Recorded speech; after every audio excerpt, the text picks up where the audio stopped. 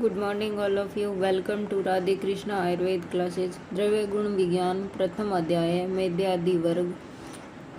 मेदे द्रव्य वो होते हैं जो बुद्धि को बढ़ाते हैं। इसमें सबसे पहले आता है 1 नंबर पर मंडूकपर्णी। इसका परिचय गण है आचार्य चरक के अनुसार तिक्त स्कंद है, प्रजा स्थापन है, व्यय स्थापन है। आचार्य सुश्रुत के अनुसार तिक्त वर्ग है। कुल इसका है जो वो शतपुष्प है, अम्बेली फेरी है। मंडूकपर्णी का लैटिन नाम है सेंटेला एशियाटिका। मंडूकपर्णी का संस्कृत नाम है मंडूकपर्णी और मांडूकी। मेंढक के समान पत्तों वाली होती है, इसलिए इसको मंडूकपर्णी कहते हैं। और मांडूकी इसलिए कहते हैं कि मंडूक का वत है ना, जल से मतलब भरे हुए स्थानों पर होने के कारण, या जो मंडूक ऋषि है इनके द्वारा प्रचारित होने के कारण या मंडूकावत भूमि पर फैलने के कारण इसको मांडूकी कहा जाता है। और बुद्धिवर्धक होने के कारण इसको ब्राह्मी कहते हैं। और जलासन भूमि में होने के कारण इसको सरस्वती कहते हैं। इसके बाद इसका हिंदी नाम आता है। इसका हिंदी नाम बैंग साग है और ब्राह्मी है। स्वरूप इसका होता है, इसका सूप होता है और वर्षायु होता है। कभी कभी ये 2-3 वर्षों तक भी रहता है। इसका लंबा तना होता है, जमीन पर फैला रहता है। और इसके मंडूकपर्णी है जो इसके प्रत्येक पर्व से मूल, पत्र, पुष्प तथा फल निकलते हैं। पत्तर इसके गोल होते हैं, वृक्क आकृति के, आधा से 2 से 1/2 इंच तक लंबे चौड़े सिराओं से युक्त होते हैं। स्वाद में तिक्त होते हैं। पुष्प छोटे होते हैं, रक्त वर्ण के होते हैं और बसंत ऋतु में आते हैं। फल जो है मंडूकपर्णी के वो 1/8 से 1/6 इंच तक होते हैं, ग्रीष्म ऋतु में आते हैं। और मंडूकपर्णी के जो बीज होते हैं वो चपटे होते हैं। उत्पत्ति स्थान इसका है भारत है, श्रीलंका है। 2000 फीट तक की ऊंचाई तक जलाशयों व नदी नालों के किनारे ये रहती है।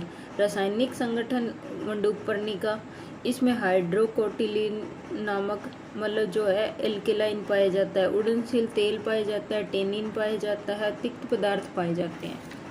मंडूकपर्णी के गुण है, गुण लघु है, रस तिक्त है, अनुरस कषाय है, विपाक मधुर है, वीर्य शीत है। और मंडूकपर्णी का जो प्रभाव है वो मेद्य है।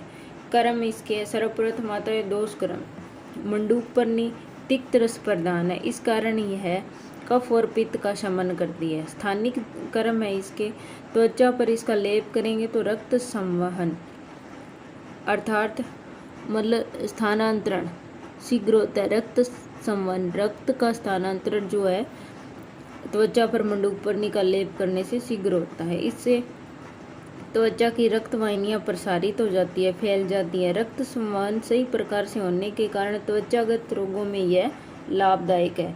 वर्णों का शोधन रोपण इससे होता है। अभ्यंतर नाड़ी संस्थान में इसका जो मंडूकपर्णी का प्रयोग है यह मेद्य है। मेद्य होने के कारण यह स्मरण शक्ति को बढ़ाती है, मस्तिष्क की धारणा शक्ति को याद करने की जो शक्ति है वो बढ़ाती है। मस्तिष्क शामक भी है अर्थात मस्तिष्क को शांत करती है। मंडूकपर्णी का अगर अधिक प्रयोग करोगे तो इसका अहित प्रभाव भी है। अहित प्रभाव ऐसे है कि शीतजन्य वात वृद्धि के कारण मद, नशा, सिरशूल, भ्रम, अवसाद, त्वचा पर लालिमा, रेडनेस, कंडू, खुजली होती है इससे। अगर इसका अधिक प्रयोग कर लिया तो ऐसी अवस्था हो तो या तो मंडूकपर्णी की जो मात्रा है उसको कम कर देंगे अथवा उसको बंद ही कर देंगे, प्रयोग नहीं करेंगे। और मंडूकपर्णी का प्रयोग है जो कफ पित्त से उत्पन्न जो विकार होते हैं, जो भी डिजीज कफ और पित्त वाले होते हैं उनमें इसका प्रयोग किया जाता है। कुष्ठ वर्ण चर्म रोगों में इसका लेप किया जाता है। और स्मृति शक्तिवर्धक होने के कारण इसका प्रयोग मस्तिष्क की दुर्बलता, उन्माद, अपस्मार रोगों में किया जाता है। व्यय स्थापन और बल्य होने के कारण सामान्य दुर्बलता में रसायन के रूप में इसका प्रयोग किया जाता है। इसका जो प्रयोज्यांग है वो पंचांग है। पंचांग में फल, फूल और पत्र, तना, मूल सभी आ जाते हैं। मात्रा है इसकी 10 से 20 ml लेंगे और स्वरस में लेंगे। विशिष्ट योग जो है इसके है जो ब्राह्मी तेल है, सारस्वत घृत है, सारस्वत अरिष्ट है और ब्राह्मी पानक है। ये सभी मार्केट में अवेलेबल होते हैं।